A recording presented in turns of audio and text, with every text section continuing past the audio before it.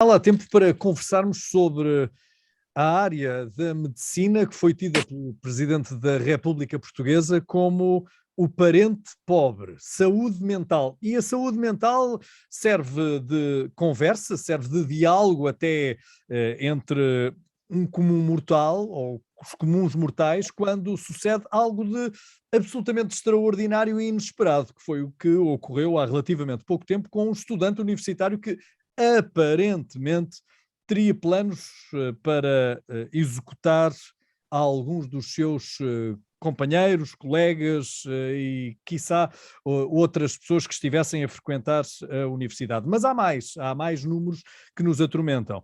O consumo, o aumento do consumo de psicofármacos em Portugal, o perigo da automedicação e também o preconceito na toma, ou seja, quem esteja sujeito a um tratamento, mas que tenha alguma vergonha em fazê-lo. Convidámos para esta conversa o Dr. Pedro Silva Carvalho. Dr. Pedro Silva Carvalho, temos aqui muitos motes, temos aqui muitos inícios para este nosso diálogo. Talvez começássemos por olhar para a estupefação geral.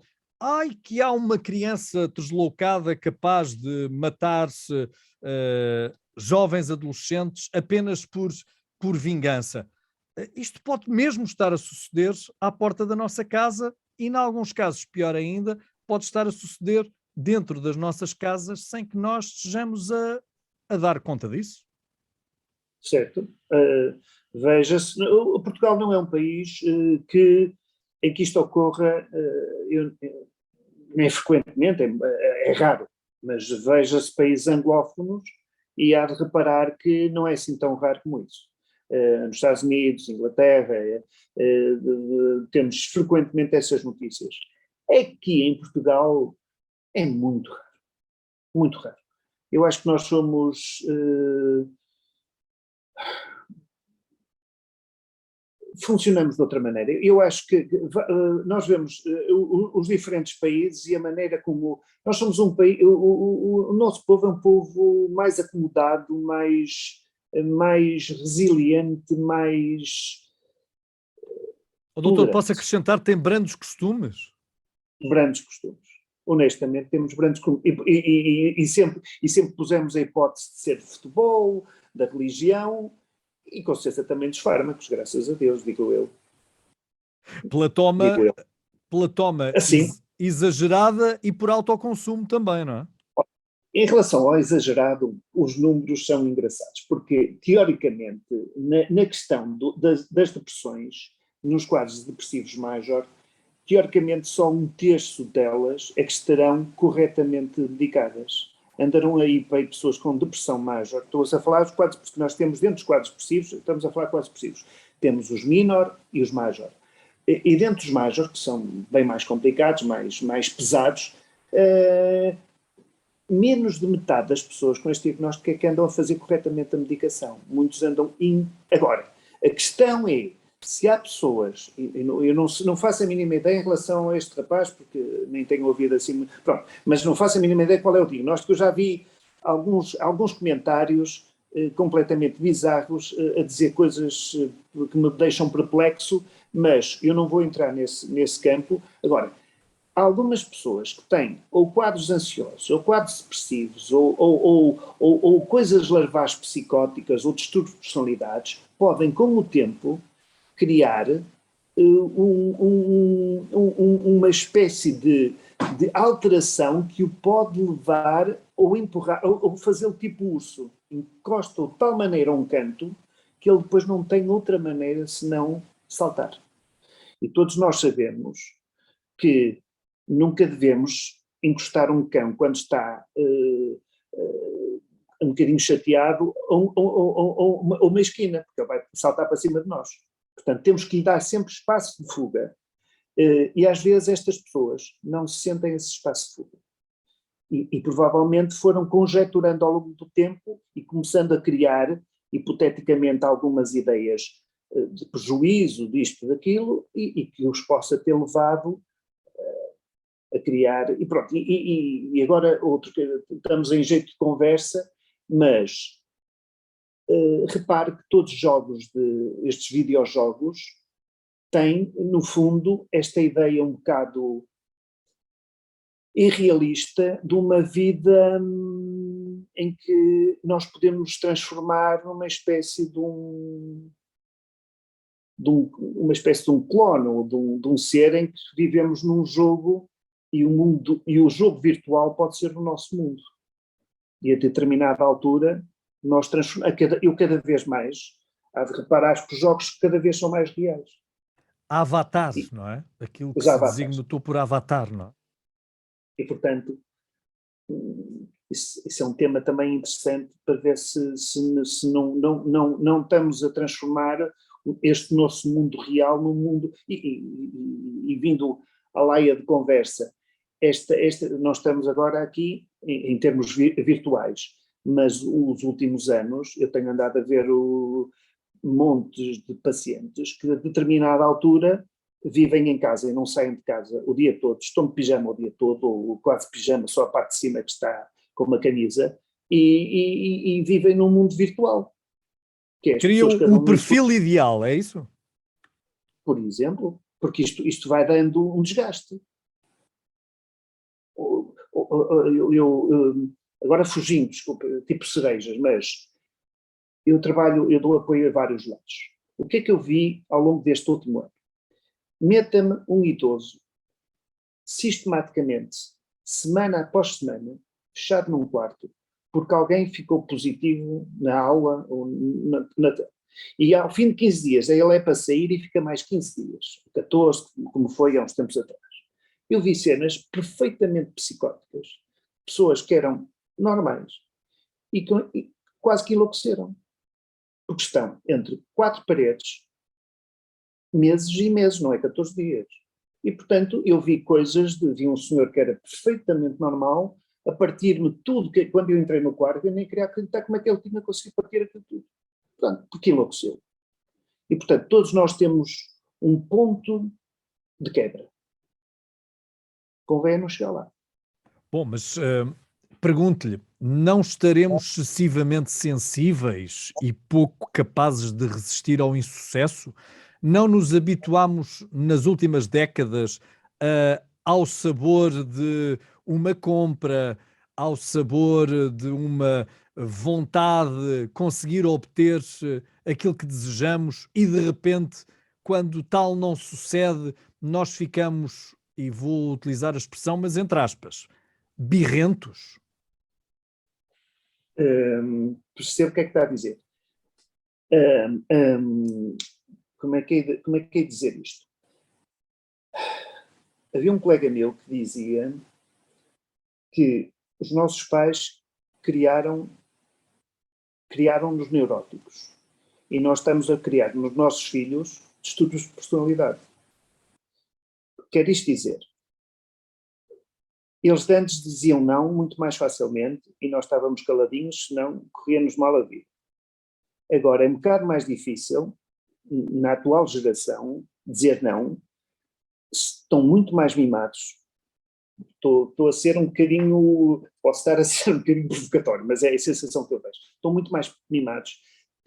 Têm uma sensação de que podem ter tudo e mais alguma coisa, não há falha de dinheiro, e às vezes vejo pais completamente, coitados, encalacrados para alimentar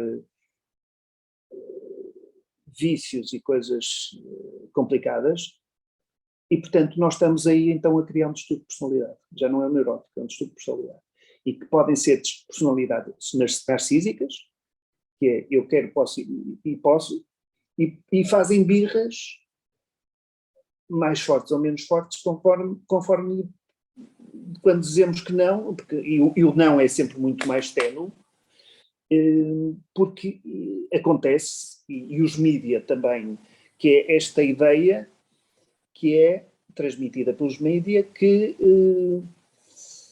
as meninas podem ser todas Cláudia Schiffer e os meninos outra coisa qualquer, e não podem, e nunca vão ser. Ou até alguns podem ser, mas serão em primeiro lugar eles próprios, não é? Poderão ser eles, em primeiro lugar, eles próprios.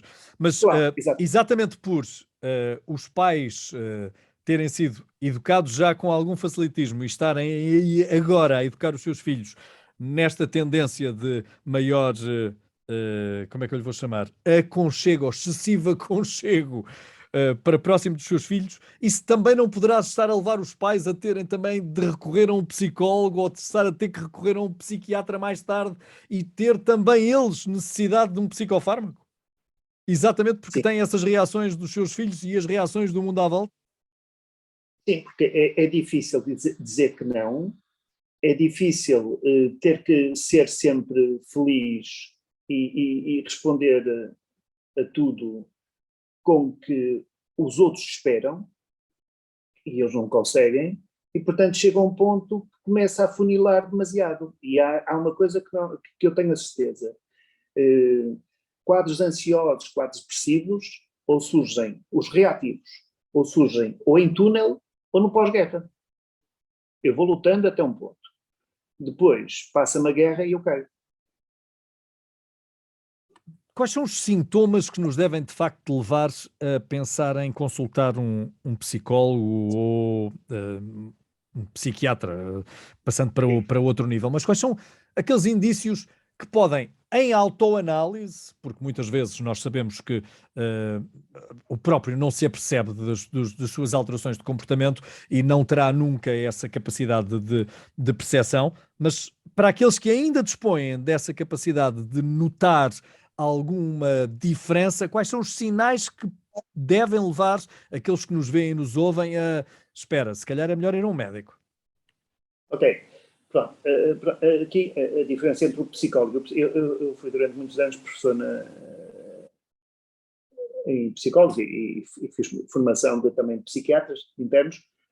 A diferença é o psicólogo está muito mais vocacionado na prevenção para a saúde mental. O psiquiatra é mais no diagnóstico e intervenção.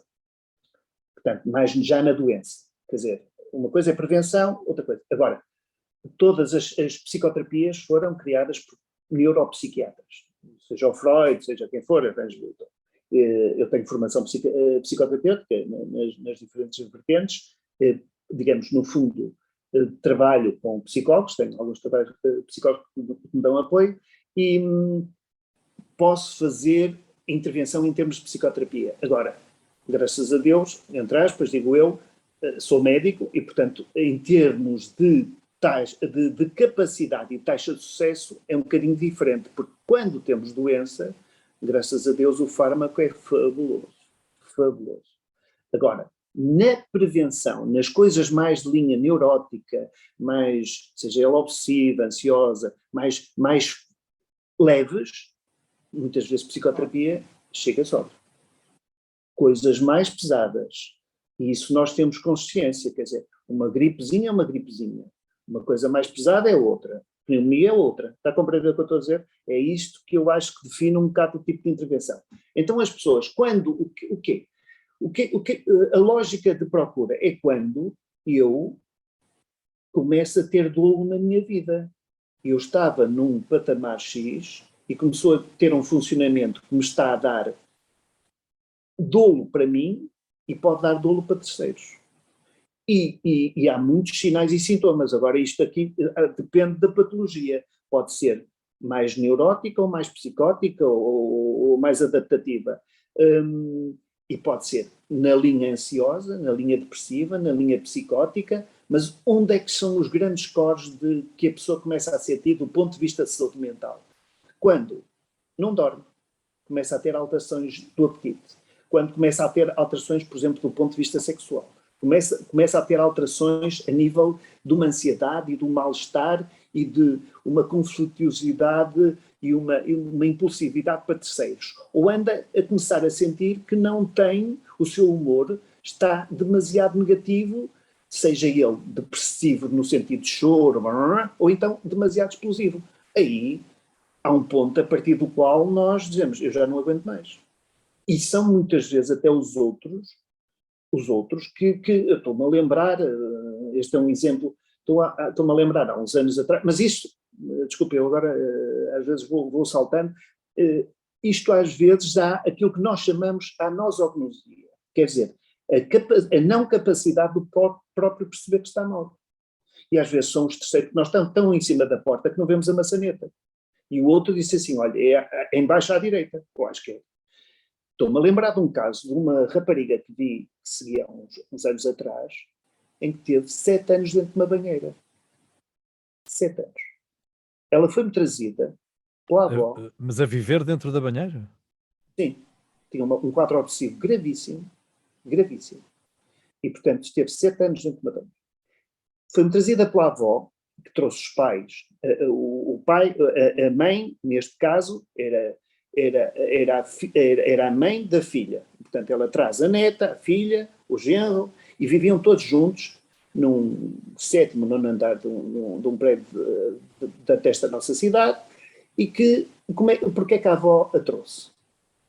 Porque a determinada altura, esta menina, que ela vivia na mesma casa, já não havia há 3 anos, porque a filha deixou de vir almoçar, a neta deixou de vir almoçar, passado 2 anos deixou de vir jantar, e agora ultimamente, nos últimos pouco tempo antes dela vir, estava a dizer que queria dormir dentro da banheira. E a avó viu muito bem que ela ia morrer. E portanto faz esta coisa que foi brilhante a avó. Tenta-se matar,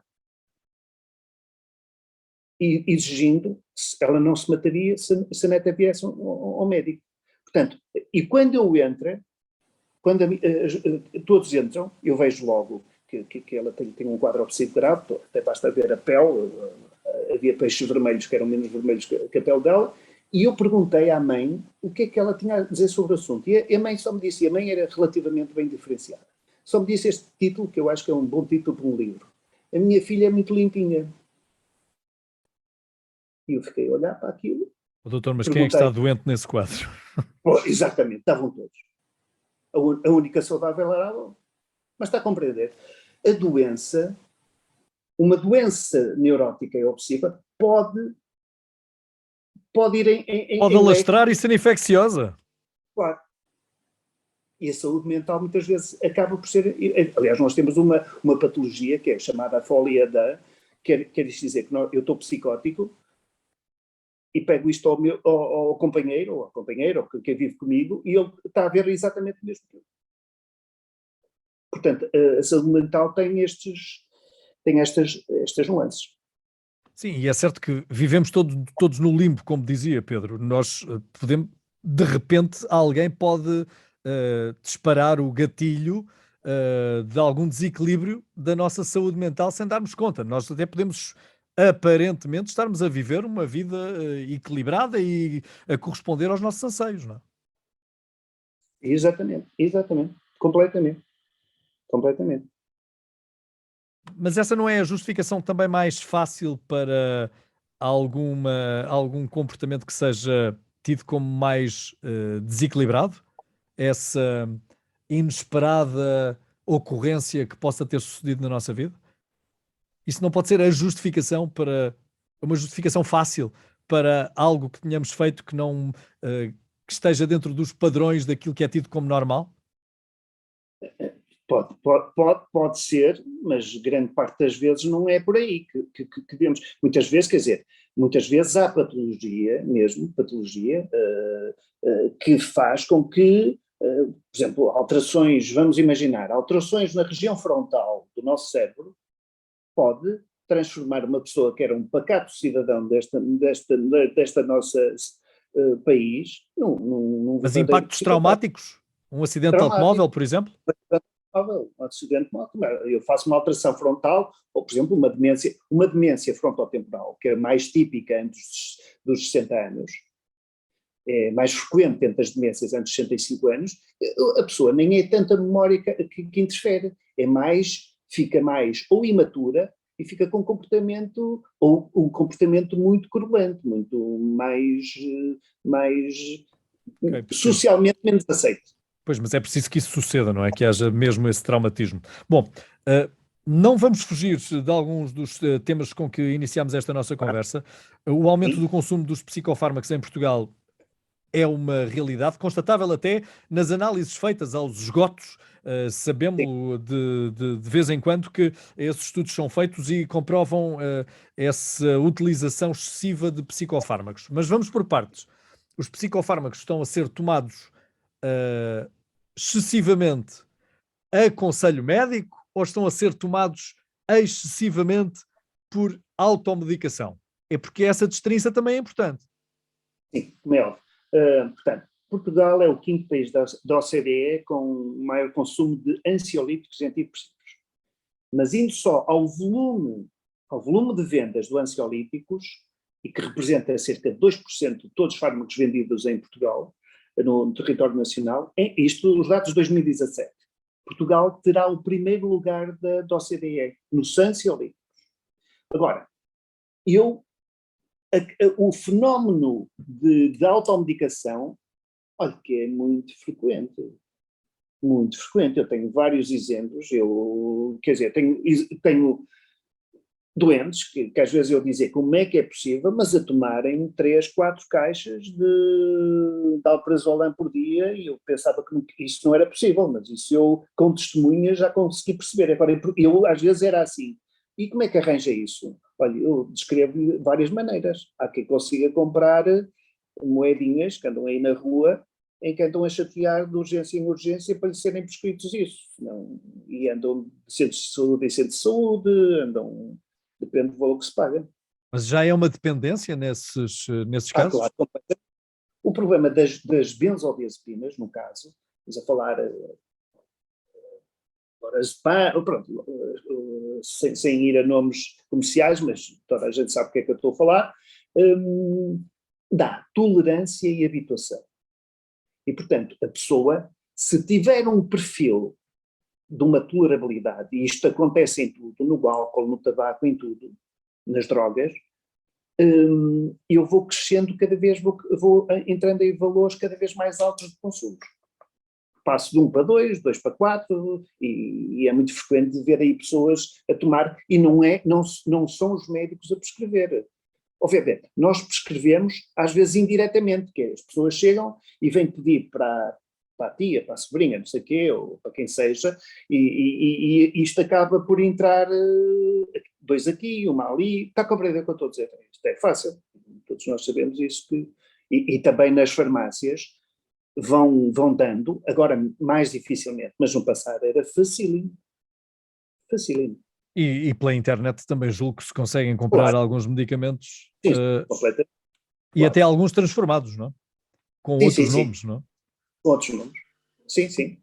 Bom, e quem é que anda a tomar mais? Vamos tentar perceber por género. São mais as mulheres do que os homens?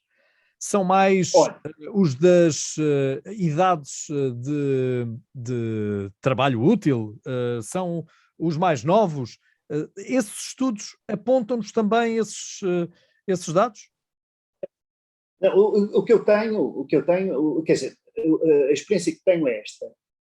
As mulheres vão mais para benzodiazepinas, de facto. Homens vão mais para álcool, tabaco ou drogas.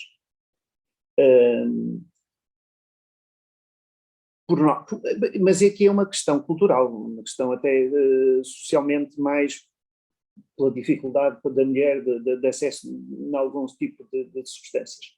Agora, em relação a idades, é óbvio que nós vemos os doentes com alguma idade já muito habituados e com longos percursos, longuíssimos, de 60, 70 anos, a tomar benzodiazepinas, e poucos são aqueles que sobem muito, estão sempre na mesma dose e andam por ali. E temos pessoas novas, e veja-se aqui, por exemplo, neste confinamento, foi o grupo, há um estudo francês feito recente, foi publicado em 2021, em que eles fizeram um estudo que é, no ano 2020, o ano do confinamento, andaram a ver, dividiram a faixa da população, foi um estudo nacional, francês, portanto, em que eles dividiram em 5 faixas, dos 15 ou dos 12, eu não quero jurar, mas é dos 12 aos 20 ou aos 19, e assim sucessivamente. E eles tentaram ver qual a faixa que, nos 5 anos antes e no ano de confinamento, se tinham subido o consumo de ansiolíticos. E a faixa que mais subiu foi as 2 primeiras faixas, os mais novos. Foi os mais novos. E eu acho que até compreensível, porque foi a faixa que se sentiu provavelmente mais prisioneiras, porque os mais velhos são mais resilientes. Aguenta. Os mais novos, há esta coisa que um grande amigo meu me dizia, um ano a mais é um ano a menos. E, portanto, se passa, é chato. E há fases da vida que nós gostamos que os anos passem. Depois, estamos nas tintas. Então, se compararmos com episódios históricos traumatizantes para a humanidade, como as duas grandes guerras, por exemplo, nós encontramos também nessas fases, apesar dos estudos, nós sabemos que os estudos da saúde mental evoluíram muito nas últimas décadas, mas temos também apontamentos de que tenha havido desequilíbrios da saúde mental após os grandes conflitos armados, após a Primeira e a Segunda Guerra Mundial, sem serem apenas aqueles que intervieram diretamente, que estiveram no campo de batalha? Ora bem, não tenho aqui dados comigo, não foi apanhado, mas é assim, aquilo que eu disse há pouco, que é, no pós-guerra é que há mais quadros depressivos e mais é verídico. Quer isto dizer, nós, enquanto estamos em guerra, há uma coisa espetacular em nós, que é a adrenalina a funcionar, que é foge ou mata, ataca ou foge. E a adrenalina é muito boa, até que começa a esgotar. E depois vai precisar de outra substância, que é o sistema GABA, que é o que nos gera ansiedade. Se isso começa a esgotar, eu depois vou buscar outros sistemas. Serotonina, noradrenalina, dopamina ou melatonina. E depois tenho azar ou tenho sorte. E a partir daí, se eu começo a gastar muito a minha serotonina e noradrenalina, eu começo a ter quadros depressivos.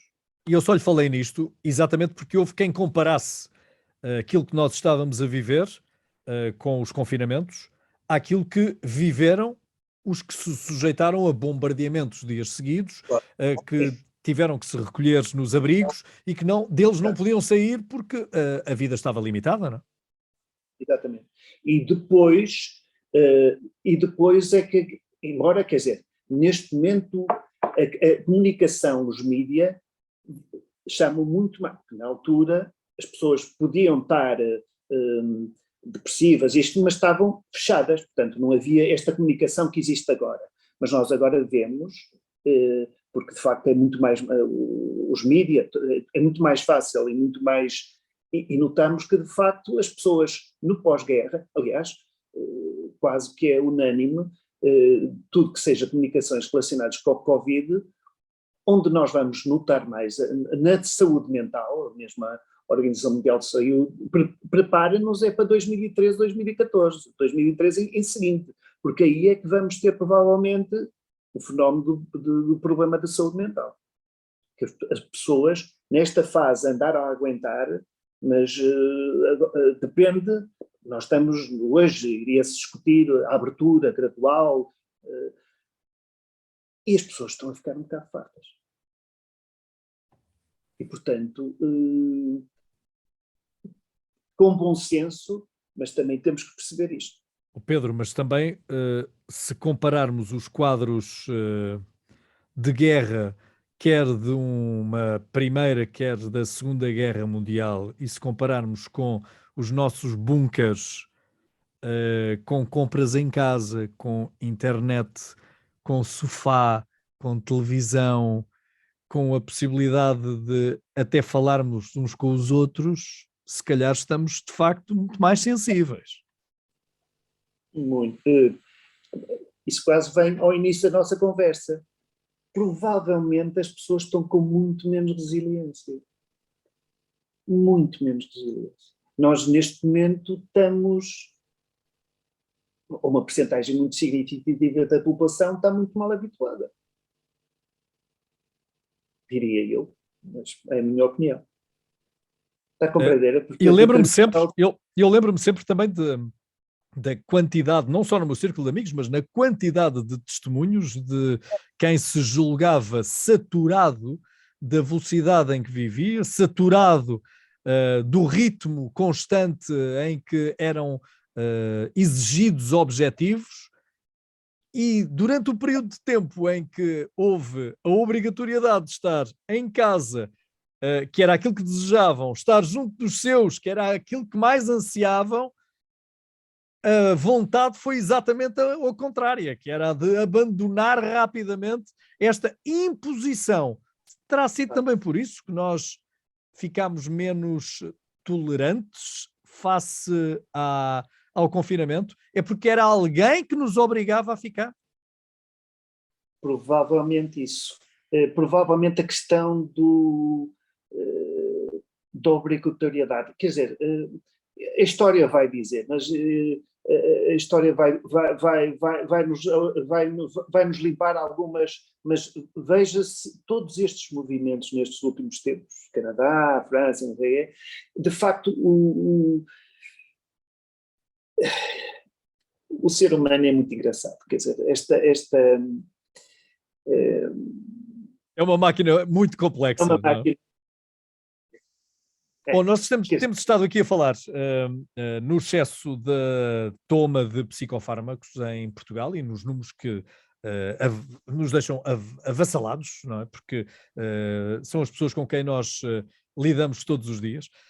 Agora, também existe paralelamente uma ordem, um conjunto de pessoas que receia dizer, receia confidenciar que toma psicofármacos ou que toma algo que esteja a ajudá-lo na sua saúde mental. Isto também não afasta algumas pessoas de tratamentos que são necessários fazer? Sim, sem dúvida. Quer dizer, não é uma resposta linear, porque há pessoas, pronto, quase, aliás, vocês às vezes quando fazem entrevistas, há quase, dizem coisas que, enfim, não lembro ao Menino Jesus, mas aí outras escondem. Por norma, a psiquiatria e a área da saúde mental tem um paradigma grande que é a questão asilar e a questão, há umas centenas de anos, acabava quase na fogueira. Vários quadros psicóticos acabaram na fogueira. Agora, é muito... A patologia de foro mental é uma patologia vista com desvantagem e, portanto, ocultada. O que é que também é engraçado, porque nós, eu digo sempre, nós do nariz para baixo, quase que nos podemos, e o futuro o dirá, somos todos substituíveis por peças de porco.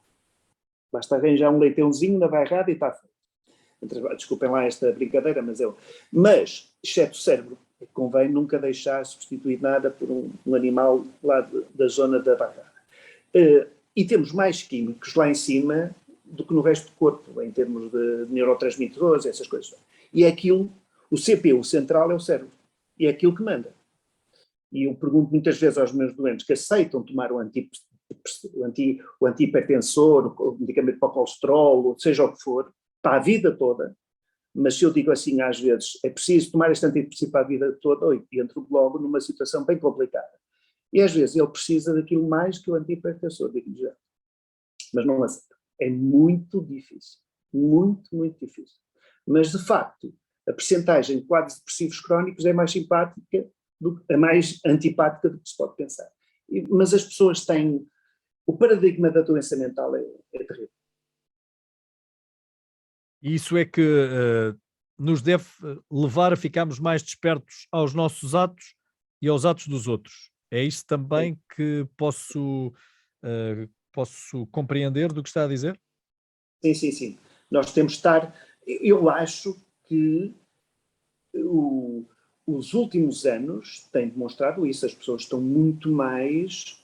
O Mr. Google, o Mr. Yahoo e essas coisas, de facto, e as televisões com programas sobre quadros obsessivos que nunca mais acaba, para o bem e para o mal, também deu um conjunto de quadros, ainda hoje aqui nas consultas temos os quadros hipocondríacos, tem sido uma coisa espantosa.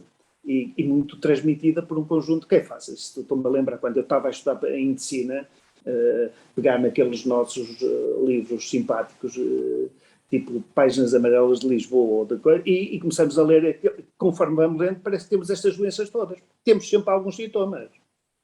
Agora, não temos a globalidade, mas basta apanhar X sintomas, já vou ter isto. E, portanto, nós estamos sempre com medo antecipatório.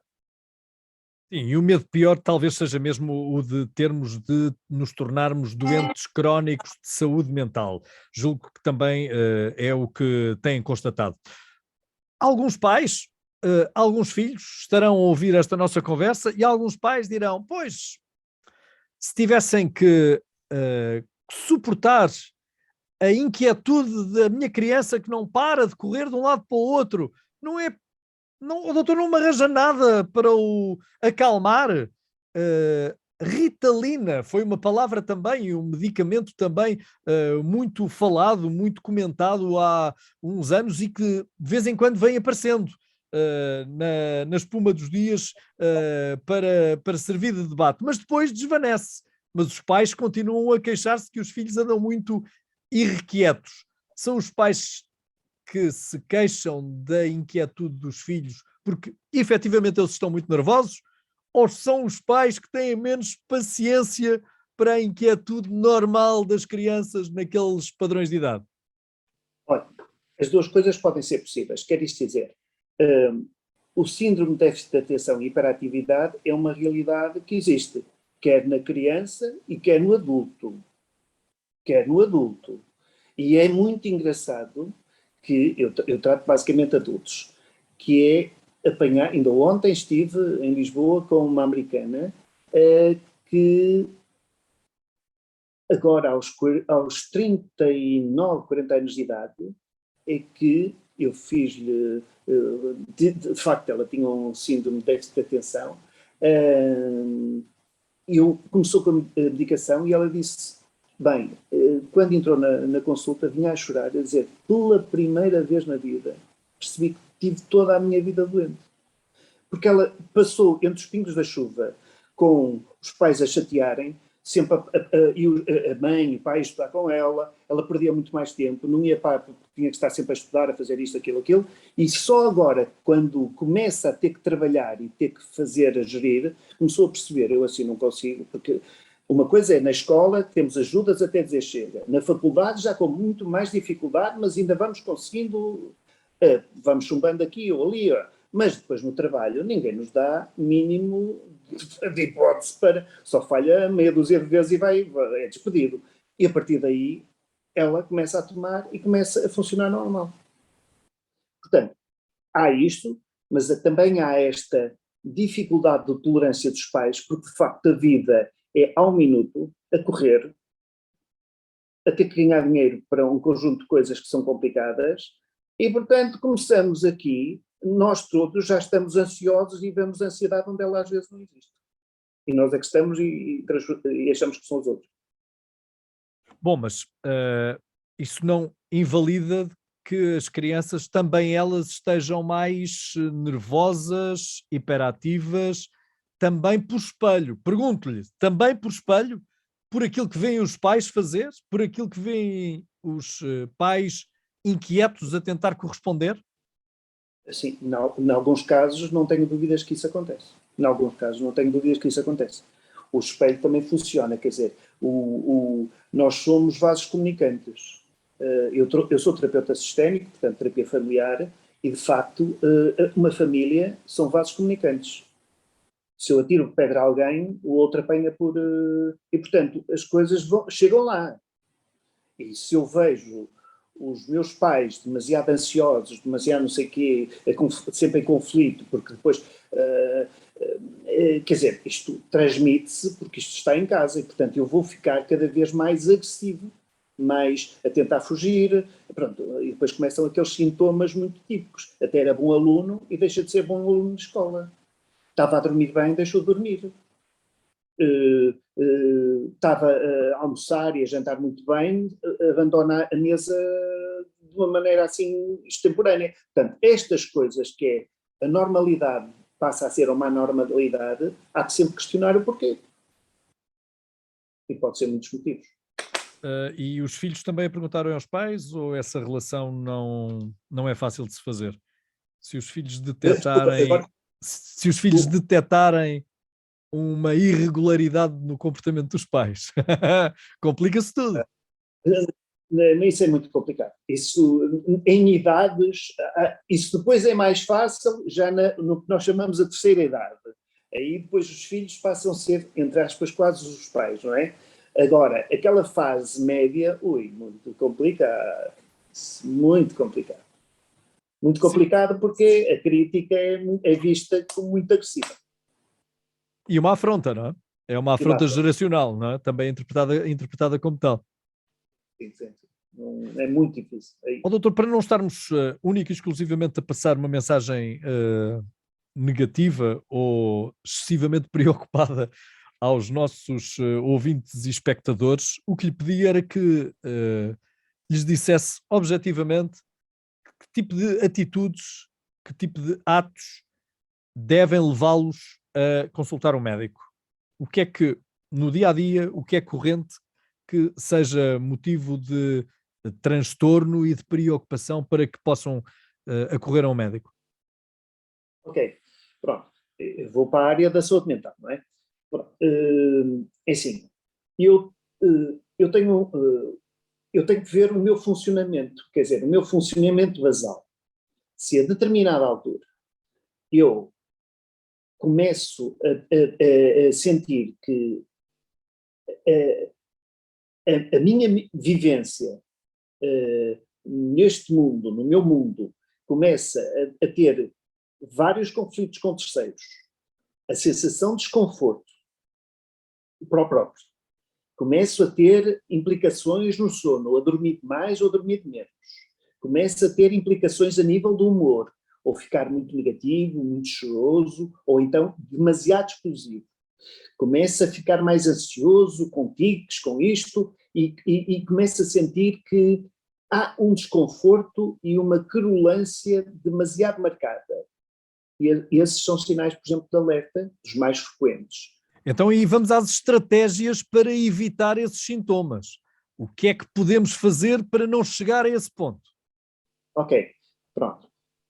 Regras sempre, os fenómenos, porque muitas vezes isto acontece quando estamos demasiado, eu estou a falar sempre de quadros reativos, ditos reativos, quando estamos demasiado centrados a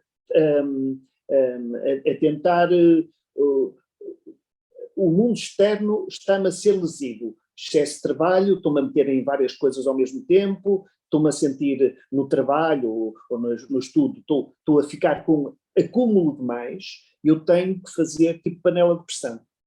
Eu não posso, eu quando estou a sentir que estou em panela de pressão, há sempre aquela coisinha ao silvo lá em cima que é para deixar, para aquilo não explodir.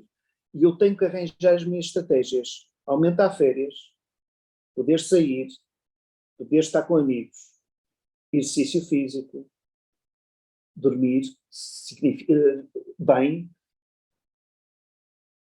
aumentar a minha resiliência. Porque se eu vou entrar em panela de pressão, mais tarde ou mais cedo eu vou ficar doente. E agora pergunto-lhe para finalizar, doutor. A ouvir casos todos os dias em consultório, como é que o próprio resiste? Olha, eu utilizo quase tudo isto. Férias QB, lá vai o meu golfezinho de vez em quando,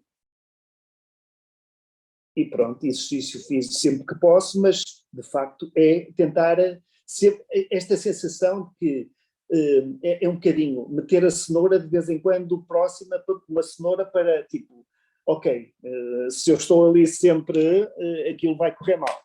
Mas às vezes não é fácil, digo-lhe que às vezes não é fácil, uma pessoa chega ao fim do dia, porque isto é cansativo, situações umas atrás das outras, bem pesadas, muito difíceis às vezes de resolver, porque são coisas vivenciais, quer dizer, estamos neste mundo, estamos neste país e vemos vidas que são complicadíssimas, que já nem é fármacos, não há fármacos que resistam a várias coisas de se ver, mas uma pessoa depois tem que aprender um bocado isso, é exatamente a resiliência e estratégias para como lidar. A ponto Para de mim, alguma vez ter ponderado em desistir? da minha profissão, por acaso, nunca... Não, às vezes fico um bocadinho Há fases em que eu, ao longo do meu percurso, já houve fases em que me despedi assim de várias coisas assim de rajada, várias mesmo. Bati alguns recordes, de vez em quando dá-me um vibe e vai tudo desta para melhor. E começo, agora já estou outra vez a precisar disso. Mas pronto, mas tenho esta noção de que, graças a Deus, é bom sempre ter coisas para fazer, porque o grande parte, às vezes, que eu vejo da população é que até cria e não consegue. Isso é que é mau.